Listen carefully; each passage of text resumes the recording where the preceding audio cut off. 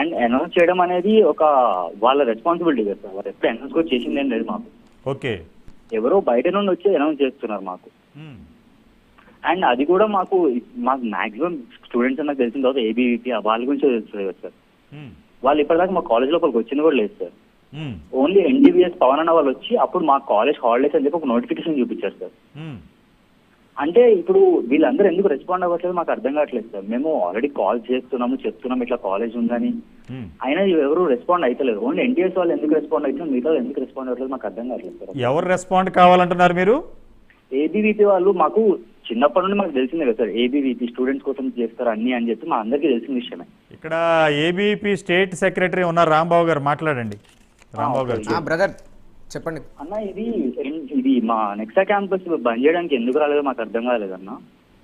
మీ college యాజమాన్యాలతో మాట్లాడినాము, మీ కాలేజీకి వచ్చినాము. అంటే మిగతా అన్ని బ్రాంచ్లో తిరగలేకపోవచ్చు, ఎక్కడెక్కడైతే నడుస్తున్నాయో మాకు ఇన్ఫర్మేషన్ వచ్చిందో అది ఖచ్చితంగా మా వాళ్ళు చేస్తున్నారు. ప్రతి జిల్లా కన్వీనర్ కానీ ఆ జిల్లాలో పనిచేసేటువంటి ప్రతి కార్యకర్త కూడా ఎక్కడెక్కడ ఇన్ఫర్మేషన్ ఉందో అక్కడికి ఖచ్చితంగా చేరుకున్నారు, చేశారు. నాతో పాటుగా ఇప్పుడు నన్ను దింపడానికి కూడా ఈ కూకట్పల్లికి సంబంధించినటువంటి కార్యకర్తనే వచ్చింది ఇక్కడికి. పక్కన కూర్చున్నాడు, జేఎన్టీయూలో చదువుతాడు పిల్లగాడు. వాళ్ళు కూడా అక్కడ ఉన్నటువంటి ఎక్కడైతే ఇన్ఫర్మేషన్ వచ్చి అక్కడ ప్రతి కాడికి వెళ్ళడం జరిగింది. దీన్ని అంటే విద్యార్థి సంఘాలతో పాటుగా పేరెంట్స్ కూడా ఇప్పుడు సత్యనారాయణ గారు చెప్పినట్టుగా ఎక్కడైతే ఇది అంటే ఫిజికల్గా క్లాసులు జరిగేటి ఆపేస్తే ఆన్లైన్లో క్లాసులు జరుగుతున్నాయి అంటున్నారు. మరి పేరెంట్స్గా కూడా మనవంతుగా అరే పిల్లలకు సెలవులు కదా, మరి ఎందుకు మీరు కండక్ట్ చేస్తున్నారు అని చెప్పేసి వాళ్ళ నుంచి కూడా వ్యతిరేకత ఖచ్చితంగా వస్తేనే ఇలాంటిదని మనం ఆపగలుగుతాం. ఒకసారి నేను చెప్పేది వినండి సార్. ఇప్పుడు మేము ఏబీవీపీ వాళ్ళకి కాల్ చేసాం, ఎన్టీవీఎస్ కి వాళ్ళకి కాల్ చేసాం, కానీ ఏబీవీపీ వాళ్ళు ఒక్కరు కూడా వచ్చి కాలేజ్ ఏం బంద్ చేయలేదు సార్. నిన్న ఓన్లీ ఎన్టీవీఎస్ వచ్చారు, పవన్ అన్న వచ్చారు, రోజనన్న వచ్చారు, బని అన్న వచ్చారు, అందరూ వచ్చారు. వాళ్ళు వచ్చి వాళ్ళందరూ నోటిఫికేషన్ చూపించి మమ్మల్ని అప్పుడు బంద్ చేయడం బయటకు పంపించారు. నితిన్ గారు మీ ప్రాబ్లం అర్థమైంది, ఇప్పుడు ఆల్రెడీ నోట్ చేసుకున్నారు. ఇప్పుడు పవన్ కుమార్ గారు కూడా ఇక్కడ జూమ్లో లైన్లో ఉన్నారు. రేపు మార్నింగ్ మీ దగ్గరికి వస్తారు. దౌర్భాగ్యం ఏంటంటే ఈ కాలేజీలు నిజంగా ఇది మీకు ఆన్లైన్లో కొట్టండి. ఇంటర్మీడియట్ బోర్డు ఇచ్చిన జీవో మీ సమ్మర్ వెకేషన్ మార్చి 30, 2025 నుంచి జూన్ 1 వరకు కూడా సమ్మర్ వెకేషన్ ఉంది.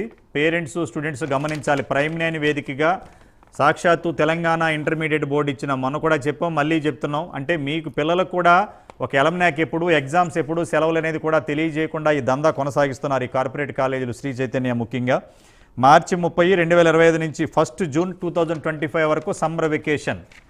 మళ్ళీ సెకండ్ ఇయర్ కానీ ఫస్ట్ ఇయర్ క్లాసెస్ స్టార్ట్ అయ్యేది 2025-26 అకాడమిక్ ఇయర్కి జూన్ 2, 2025 నుంచి కాలేజీ స్టార్ట్ అవుతుంది.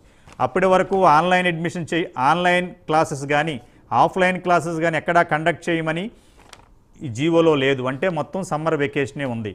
విద్యార్థులు తల్లిదండ్రులు గమనించండి. నిన్నటి వరకు కూడా విద్యార్థి సంఘాలు వెళ్తుంటే ఫస్ట్ ఇయర్ అయిపోయిన వాళ్ళకి సెకండ్ ఇయర్ క్లాస్ ఆఫ్లైన్ పెట్టారు, ఈ రోజు నుంచి ఆన్లైన్ పెట్టారు. మీ అందరికీ ఒక విజ్ఞప్తి చేస్తుంది ప్రైమ్ 9 న్యూస్. పేరెంట్స్ వినండి ఒక్కసారి దయచేసి. తెలుగు రాష్ట్రాల్లో both are parent and mother employ అయి ఉంటే, స్టూడెంట్ ఇంట్లో ఉంటే, వీళ్ళు ఆన్లైన్ క్లాసెస్ కండక్ట్ చేస్తున్నప్పుడు ఆ అబ్బాయి వింటున్నాడా వింటలేదా ఎలా తెలుస్తుంది? ఎవరు మానిటరింగ్ చేస్తారు? అదే ఒక డైరెక్టర్గా క్లాస్ రూమ్లో కనుక ఉంటే ఆ డైరెక్ట్గా విజన్ కానీ ఆ వే ఆఫ్ టీచింగ్ కానీ అర్థమైతే ఆ స్టూడెంట్కి ఏమైనా అర్థం అవుతుంది. వీళ్ళప్పుడే 2 రోజుల్లోనే ఈ వీకెండ్ టెస్ట్ కూడా పెడుతున్నారని చాలామంది స్టూడెంట్స్ మాకు ఫోన్ చేస్తున్నారు ప్రైమ్ 9 కార్యాలయాలకి. అంటే ఎంత దౌర్భాగ్యమైన స్థితి అంటే 11 months 8 to 8 వీళ్ళని రుద్ది ఎగ్జామ్స్ అని, వీక్లీ టెస్టులని, లక్షల్లో 10 మందికి కూడా ర్యాంకులు రాకుండా మిగతా వాళ్ళందరికీ కూడా వీళ్ళని అడ్డం పెట్టుకునే ర్యాంకులో పరంపరగా కోట్లాది రూపాయలు అవినీతి చేస్తూ తెలుగు రాష్ట్రాల్లో బరి తెగించిన ఈ విద్యా సంస్థను ఏమనాలి? సభ్య సమాజం నిజంగా సిగ్గుపడుతుంది వీళ్ళని చూసి. ఎప్పుడు మార్పు వస్తుందో కూడా తెలియని పరిస్థితి. సాక్షాత్తు ప్రైమ్ 9 వేదికగా గత 14 రోజులుగా చర్చను మొదలు పెడితే రాష్ట్ర ముఖ్యమంత్రి, రాష్ట్ర విద్యాశాఖ మంత్రి, ఉన్నతాధికారులు స్పందించకపోవటం శోచనీయం. చర్చలు శాసనసభలలో మండల్లో కాదు, పబ్లిక్గా మీరు అధికారికంగా ప్రకటించండి. ఏ కాలేజీ అయితే ఆన్లైన్ క్లాసులు ఆఫ్లైన్ క్లాసులు కండక్ట్ చేస్తుందో వాళ్ళ మీద చర్యలు తీసుకుని ఎఫిలియేషన్ క్యాన్సిల్ చేస్తామని ఇమీడియట్గా మీరు వారికి ఆదేశాలు జారీ చేయండి. వినని అధికారులను సస్పెండ్ చేయండి, ట్రాన్స్ఫర్ చేయండి. ప్రజల యొక్క మనసును గెలుచుకోండి.